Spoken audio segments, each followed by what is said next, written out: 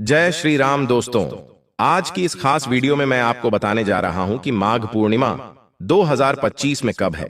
11 फरवरी या फिर 12 फरवरी पूर्णिमा की सही तारीख, शुभ मुहूर्त, चंद्रोदय का सही समय क्या है, यह कब मनाई जाएगी, 2025 में यह कब से कब तक है, राहु काल का समय क्या रहेगा, यह सब जानने के लिए आप वीडियो को पूरा देखिए।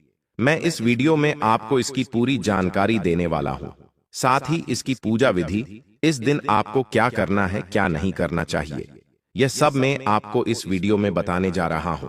सिर्फ इस वीडियो को 10 मिनट का समय निकालकर पूरा देख लीजिए, आपको इस वीडियो में पूरी जानकारी मिल जाएगी। सही तारीख, शुभ मुहूर्त, चंद्रोदय का सही समय, यह सब आपको सिर्फ इस वीडियो में मिल जाएगी। लेकिन वीडियो को शुरू करने से पहले मैं आपसे विनती करता हूं, अगर आप भी मां लक्ष्मी की कृपा प्राप्त करना चाहते हैं तो कमेंट बॉक्स में जय मां लक्ष्मी जरूर लिखें। और अगर आपने हमारे इस तीज, त्योहार और धर्म चैनल को अभी तक सब्सक्राइब नहीं किया है तो सब्सक्राइब कर दीजिए, साथ ही पास वाले बेल आइकन पर भी क्लिक कर दीजिए। वीडियो को लाइक कीजिए तथा ज्यादा से ज्यादा शेयर कीजिए, जिससे कि ज्यादा से ज्यादा लोग माघ पूर्णिमा का सही समय, सही मुहूर्त जान सके। इस वर्ष महाकुंभ के संगम के समय आने के कारण इस माघ पूर्णिमा का महत्व ज्यादा बढ़ गया है। आपको इस दिन व्रत का पालन करने से 1000 गुना लाभ प्राप्त होगा।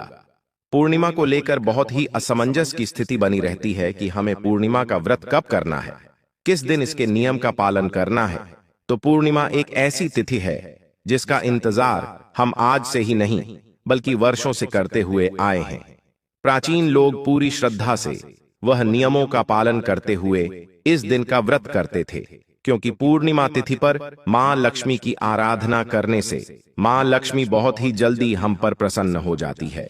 वह हमें अपना आशीर्वाद प्राप्त करती है, हमें अपने हर कार्य में बहुत जल्दी सफलता प्राप्त होने लग जाती है। कहा जाता है कि लक्ष्मी और चंद्रमा आपस में भाई बहन का संबंध रखते हैं, क्योंकि इन दोनों की ही उत्पत्ति समुद्र मंथन में हुई थी। पूर्णिमा यानी कि चंद्रमा जिस दिन भी पूर्ण कलाओं के साथ होता है, उसे दिन माता लक्ष्मी की आराधना या साधना की जाती है, तो वह हमसे बहुत जल्दी प्रसन्न हो जाती है और हमारे धन संपदा के भंडार को भर देती है। हमें कभी भी धन की कमी नहीं होती है। सभी मनुष्यों से भगवान विष्णु ने स्वयं कहा था कि आज के दिन मेरे साथ जो मां लक्ष्मी की आराधना करेगा, आराधना करने के बाद देव दर्शन करेगा, वह उन्हें अर्घ प्रदान करेगा, उसके जीवन की सभी परेशानियां खत्म हो जाएंगी, उसको अपने हर कष्ट से मुक्ति मिल जाएगी और सुख समृद्धि प्राप्त होगी, हर क्षेत्र में सफलता प्राप्त होगी। आपके घर के धन भंडार कभी भी खाली नहीं होंगे। अब हम जानते हैं कि इस वर्ष माघ महीने की पूर्णिमा का व्रत हमें किस दिन रखना है। माघ पूर्णिमा की तिथि का हमारे हिंदू धर्म में अलग ही महत्व बताया गया है। माघ पूर्णिमा माघ मास के अंतिम दिन पर मनाई जाती है। इसी दिन के बाद से फागुन मास की शुरुआत हो जाती है। माघ मास में दान पुण्य का बहुत ही महत्व बताया गया है और अश्वमेध यज्ञ के बारे में भी बताया गया है। इस वर्ष तो 144 साल बाद आने वाले महाकुंभ संगम के समय माघ पूर्णिमा आने के कारण इस दिन दान पुण्य का बहुत ज्यादा महत्व बताया गया है। दान करने से आपके साथ पीढ़ियां बैठकर खागा, आपको इतना लाभ प्राप्त होगा तथा आपके जो भी बीमारियां हैं, परेशानियां हैं, वह सब खत्म हो जाएगी और आपको सुख सौभाग्य का आशीर्वाद प्राप्त होगा। माघ पूर्णिमा के दिन देश में सभी पवित्र नदियों में स्नान करने के लिए बहुत दूर दूर से लोग आते हैं। खासकर प्रयाग में माघ स्नान को बहुत ही ज्यादा पुण्य बताया गया है। इस वर्ष तो फिर तीनों नदियों का संगम होने के कारण इसका पुण्य 1000 गुना बढ़ गया है। अगर आप माघ मास में प्रज्ञा के संगम में अगर 3 बार स्नान कर लेते हैं तो आपको अश्वमेध यज्ञ में 10,000 यज्ञ करने के बराबर पुण्य की प्राप्ति होगी, क्योंकि इस पूर्णिमा के दिन सभी देवी देवता पृथ्वी लोक पर आते हैं और पवित्र नदी में स्नान करते हैं। इसलिए आज के दिन पवित्र नदी में स्नान करना बहुत ही महत्वपूर्ण बताया है।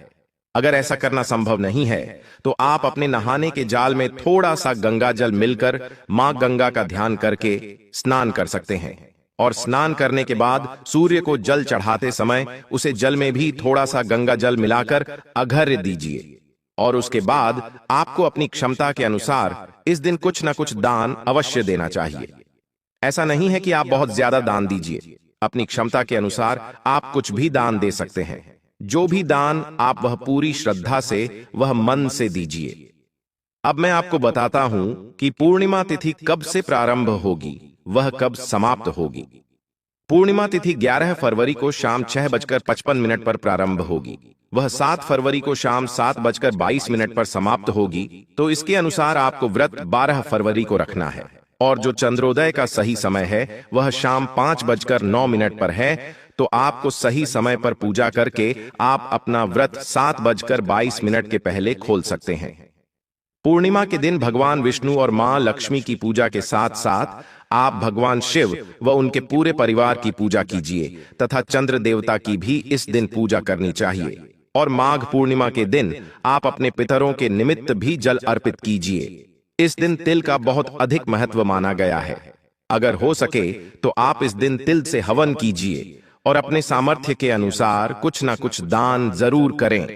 अगर आप ज्यादा कुछ दान नहीं कर सकते हो तो मौसमी फल या सब्जी भी दान कर सकते हैं। वह मौसम के अनुसार काम पैसों में मिल जाती है। और अगर आप दान कर सकते हैं तो घी गाय आदि का भी दान कर सकते हैं। जिसका जैसा समर्थ हो उसके अनुसार हमें दान कर। तो आपको इस दिन सुबह ब्रह्म मुहूर्त में उठकर स्नान आदि करना चाहिए। वह फिर सूर्य भगवान को जल अर्पित करके उनकी पूजा करनी चाहिए। और आपको पूर्णिमा की व्रत कथा अवश्य सुननी चाहिए। पूरे दिन आपके उपवास रखना है। फिर चंद्रोदय होने पर चंद्रमा को जल से अर्घ देकर और आरती करके खीर का भोग जरूर लगाए। फिर आप अपना उपवास खोल सकते हैं तथा खीर का प्रसाद जरूर ग्रहण करें। इससे मां लक्ष्मी आप पर प्रसन्न होगी और आप पर कृपा बरसाएगी। हो सके तो आप इस दिन सफेद वस्तु का दान कीजिए तथा अपने घर में मांस, मदिरा, लहसुन, प्याज आदि का सेवन बिल्कुल भी नहीं करें। अपने नाखून नहीं करते। महिलाएं अपने बाल नहीं धोएं। और इस दिन आप एक बात का ध्यान रखिए कि दीपदान जरूर से जरूर करें, क्योंकि इस दिन दीपदान करने से व्यक्ति के सभी पाप धुल जाते हैं, सारी समस्याएं दूर हो जाती हैं और उन्हें मोक्ष की प्राप्ति होती है। आप दीपदान अपने घर के आसपास किसी मंदिर या फिर किसी वृक्ष या तुलसी जी के पौधे में भी कर सकते हैं।